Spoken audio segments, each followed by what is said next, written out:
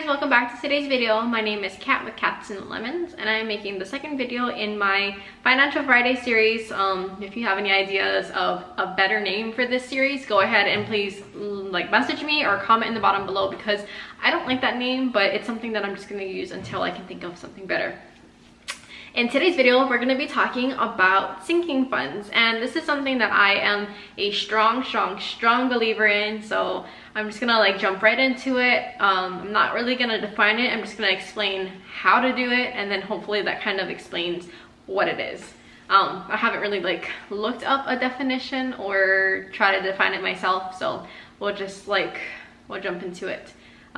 There are lots of videos on YouTube of people making videos about sinking funds and budgeting, so if there's someone else out there that you think can do it a little bit better, definitely go ahead and watch their video. But I'm gonna try my best because this is something that I love talking about. So sinking funds, basically the idea of it is you look at reoccurring expenses that you have, and that could be something like a car registration that you pay once a year, depending on how many cars, 3 times a year if you have 3 cars, or once, but generally for one car you have one car registration. It could also be something like your mortgage, you pay it once a month, or you could do your Amazon Prime subscription, maybe pay that once a month, or let's say Christmas presents. You can do sinking funds with just about everything, and then you can do it, start off by doing a few of them that are really big, or maybe ones that are less reoccurring every year, to kind of ease your way into it, or you can just jump straight in and do it for as many things as you see fit. Let's use my car registration as an example. I'm gonna make up numbers, I'm gonna make up dates, I'm gonna make up an amount. I should actually grab my cell phone. I'll be right back. Okay, so let's say I have a car registration payment that's gonna be $150. Now, I don't know if that's too much or too little, but let's say I have $150, okay? Putting $150 right here. You look at how many pay periods you have from now until that payment is due. Some people prefer to have it due, the amount set, one pay period prior. It really just depends. I just count them on pay periods that I have. So let's say I have $150 and I have 5 pay periods, okay? I don't know if that's just a made up number. So you're gonna take the amount that you owe, divided by the amount of paychecks, pay periods. I get paid once every 2 weeks. You may get paid monthly. You may even get paid annually. I don't know, maybe every Friday. So you just take the amount that you owe, the amount of paychecks that you have. So I'm going to divide mine by 5, okay? 150 divided by 5, and it goes out to $30. So for each paycheck, I need to put aside $30. What I like about sinking funds is, in the end, I'm still paying the same amount. I'm still paying $150. It's that I'm prepared to pay $150. And my mindset paying that amount, and the stress that I don't feel when I'm paying that amount, is why we budget. So let's say every paycheck I put $30 a month. $30 to me, I can easily say I can put $30 towards this amount. Not a big problem. If I had a paycheck and I needed to just all of a sudden make a $150 payment towards my car registration, I'd probably feel a little bit more stressed out, because that's a big amount leaving my paycheck. And then I have to figure out how to use or divide up the rest of my paycheck to kind of balance the fact that I just made a big payment on something. And then let's say for me personally, I have my car registration, one of my cars registration, and I have my premium in the same month, and that's a lot of money to just lose out of one paycheck. And so for me, when I take the amount that I owe and I divide it and I slowly put it towards that amount every paycheck, it's a lot more tangible, and I feel a lot less stressed out knowing that just $30 is leaving my bank account rather than $150 or $300 for my car premium, my insurance premium. Okay, so let's try something else. So let's say you have a mortgage payment of $1,200, okay? So you can look at it, and it's every month, right? So next month I have, from now until my next paycheck, I have 2 paychecks that I'm gonna do. I'm gonna take $600 now, put it aside, and then $600 in my next paycheck and put that aside, rather than that whole amount of your mortgage from one paycheck. makes it a little bit easier and more attainable, I guess you should say. Something that I do is Christmas presents. I set a goal amount, so you don't have to have a specific dollar amount.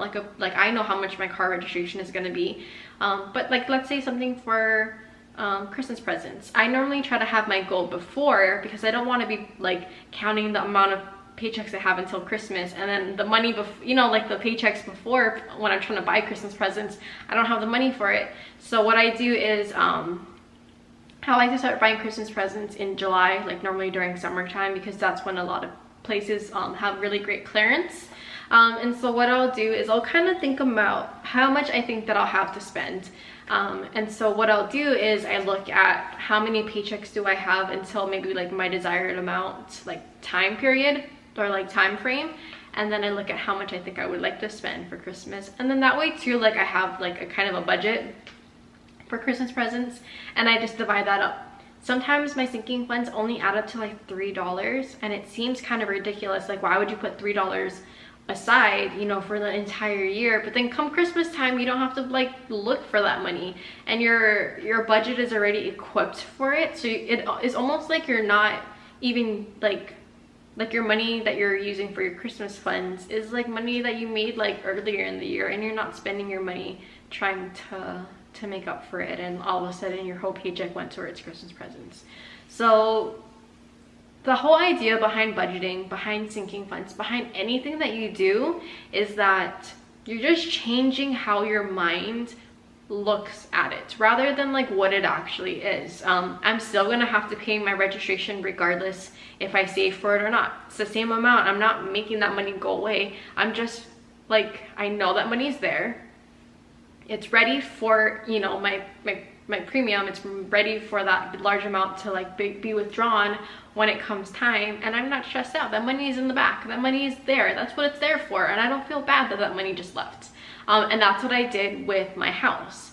When I furnished my house, I put money aside every month for like a couple of years, and so when I needed to drop $3,000 on my appliances, yeah, it felt hard because the money was gone, and all of a sudden that, you know, that money that I saved was gone, but I wasn't stressed out about it. I had that money. I wasn't using all of my paycheck to buy my stove and then my next paycheck to buy my refrigerator. That money was there. When I needed to buy it, when it went on sale, I went, okay, perfect. This all equals up to like my like money that I put aside for it. Perfect. Let me just go buy it. And I wasn't stressed out. And that was also something that I did with my car tires. I have an emergency fund, and that's something that you can also do. It is really hard to save, and I completely understand that. Sinking funds generally is for payments for something where eventually that money will be gone. But you can do that with your with emergency funds and savings. It's something that I do with my, I have different emergency funds, and it's just because of how I am. I have one for my car, I have one for my house, I have one for just emergencies that don't fall into either one of those two categories, and I have sinking funds for my bills.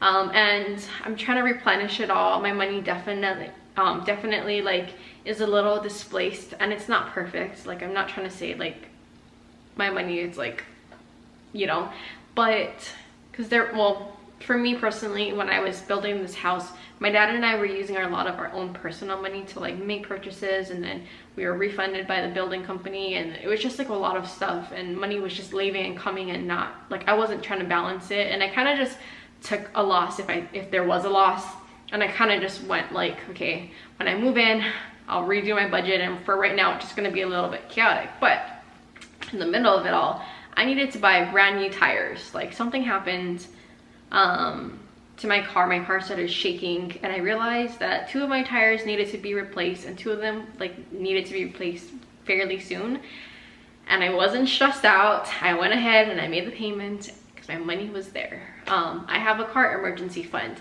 Every paycheck, I think I put like $30 towards it, and you know, $30 here and there eventually adds up to a lot. And so when I needed to make that payment for my car tires, the money was there, and that's its job. It's car emergency funds, whether that be a broken like mirror or a tire, or maybe I get into an accident and I need to pay my premium. That money is there. That's what that is for, and I'm not worried about it. Okay, so my mindset behind money has completely changed. The amount that I make hasn't changed. The amount that I pay for things hasn't changed. I'm working on it because I'm working on spending a lot less. But that amount, it's not changing. It's how I view it. It's how I save for it. It's how I prepare. And I think that when you start to feel like you're in control of your money, like you're telling your money what to do, that money is not telling you how you're supposed to live, how you're gonna feel, what you're doing with your life, what you need to do in order to make that money. When you have it all under control and you have a plan, especially with your debt, sometimes like when you make, like you have, like let's say you have a $50,000 student loan. You have a plan, you know exactly when you're gonna be able to pay it off, how you're gonna pay it off, you have your sinking funds for it. That money, $50,000 is still gonna be $50,000. It's still gonna be there, and it's not gonna make even the time that you pay it off any less. But because you know how you're gonna do it and you have a plan for it, you feel a lot better about that plan. You know, you don't have to try to figure out how am I going to pay for it. You know how you're going to pay for it. You know where that money is coming from, because that money has a job, and every dollar that you make should have a job. Even the money that you make overtime, all that extra money that you don't even account for, give it a job, you know, give it a reason. Have reason and purpose for your money. And I think sinking funds can really do that. May not work for you. Try it out, you know, you never know. Other things that I do sinking funds. So like I said, I do emergency funds. I do my daughter's, I don't know if I want to say it's her college fund, but it's a fund that I have for my daughter, and my daughter's dad also, he sends me money every paycheck and we put it towards it, and she already has a nice savings. I don't know if this end amount is too much or not enough, you know, with everything into 18 years, that money could be nothing, but she'll have something. And that's what I really want. In my car emergency funds, I put a little bit of money so that if I need to buy a new car, I have something, you know. Hopefully I'll get something from my car, and when I decide to buy a car, it's because I chose to, not because I needed to, but that money is there. I also do sinking funds for birthday presents. My mom, my sister, my brother, and I all have birthdays in the same like 20-day period. It's all in April except for my brother, and my aunt is also in April. And so I generally try to do something around that time, because all of a sudden I need to buy presents for like the most important people in my life. Like these are people that I need to buy presents for. And generally for my mom and my sister, I try to go a little bit bigger. Like one year for my sister's birthday, I pre-ordered a lot of flowers. Like I just went in and I bought as many flowers as they would let me buy. And you know, sorry, my camera does like every 15 minutes, it just shuts off. But the money was there, you know, I didn't feel bad. That was Amanda's birthday money. That's what it was there for. And then my mom, you know, she is someone that we try to do something big for her as much as we can, whether that be at dinner, and that can also add up, but the money is there. Christmas presents, Logan's birthday party, I also did sinking funds for, and I don't know if I'll do a party next year, but put a little bit of money aside so that I can do whatever I want for her birthday and not worry about it. I do sinking funds for a vacation. With COVID, there's not really like vacations that we're going on, but if I want to travel inner island, you know, I have money to kind of do that. And I'll probably do one really soon because my best friend has a pageant coming up, so I'm super excited for that. But I'll be going there to visit, and I don't know, maybe I'll rent a car. I don't really know. I don't know. It's just something to look forward towards and plan for. Another thing that you can do sinking funds can be your utility bills. If you generally have an idea, maybe for some people they have like a gas bill or like a phone bill. Maybe you pay that like every few months. So for 3 months you save up for the next one, and then you do it then. I don't really know like how your bills work, but some people I watch, they pay for their heat, or like, I don't know, like their gas for their heat. We don't do that in Hawaii, so I don't really know how it works, but they do that every few months.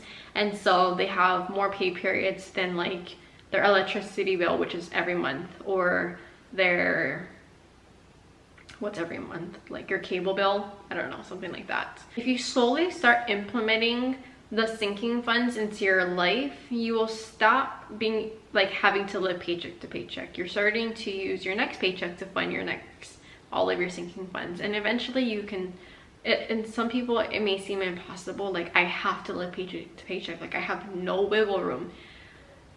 I get it, I totally do, and I'm not saying that that that it's impossible for you, or that, you know, all of this is going to be possible. It's just that if you start making small changes towards reconfiguring your situation, like, you will feel so much better and you will feel freer. And that's what budgeting is about. It's about feeling like that noose, you know, that money noose, like it's not wrapped around your neck, like it's not controlling your life, that it's not overwhelming you. And it's a conversation that you can have with your significant other, with your parents, with whoever it is that, you know, like you need to have that conversation with. It's just taking that stress away. I guess, I don't know if that makes sense, but I so strongly believe in sinking funds, and I hope that it's something that I was able to explain to you in a way that kind of made sense. Basically, all you're doing is you're taking what you are projected to have to pay, you're dividing that with how many paychecks you have until you have to make that payment, and it's taking a small amount, whether that be you take out cash and you just have it on the side, $30 a month for that car registration, or it's having a separate bank account. Some people do bank accounts where it's like every single thing is listed out. I have big ones and I have small ones. For ones that are only like $3 for like my Amazon, you know, whatever, I have it all and I just make one deposit into a sinking funds. But I also have like a house sub savings. And that is something that you are able to do. Not all banks will do it, but what you can do is you have your checking account and you have your savings account. For me, I have a bunch of small little sub savings so that my money is divided, so that I don't have this big massive amount and I feel kind of tempted to kind of take it because, you know, it's not really affecting things. It's all separated, and that's what I need to do. I need to see that money in sections, and some people don't. Some people can have one checking and a savings. I need to see my house funds here, my mortgage payment here, my sinking funds, my daughter's savings. That one especially, I like to keep that separate so I never pull from it. If I see her name on it, I'm never gonna pull from it. My other funds, I kind of feel tempted to pull from it when I know that I'm needing more, and that happens too, until you can get to a place where your money can just stay there and you grab it when you actually need to. And I'm not there yet. I was there, but then I started like having to make like $1,000 payments for like a random thing that we needed for this house, and I got the money back like the next week, but I needed to pull it from somewhere to like pay for it right then and there. So yeah, that's just kind of what my life has been like, and it's calmed down because we're gonna move in soon. But I think that's all I'm going to talk about as far as sinking funds. I hope I didn't overwhelm you. I get passionate and I talk really fast, and I think it like overwhelms people. Ending another video. This is how we're going to end all of these Financial Fridays. I'm trying to make a bunch of videos, and I'm like charging my camera, finishing a video, charging it again, doing it. So it's just, I'm sorry, this is not professional, but I hope you enjoyed this video. I hope it just kind of gets you thinking a little bit about your finances and your budget. And if you have any questions, you can definitely go ahead and leave it in the comments below, or you can message me personally if you don't want to ask, or if you want it to be a little bit more anonymous. Definitely go ahead and do that, because I promise I'll respond to you. But thank you for watching. I hope you enjoyed this. Stay tuned for next week Friday, where I talk about another thing, another like bit of budgeting or something. I don't know. Bye guys.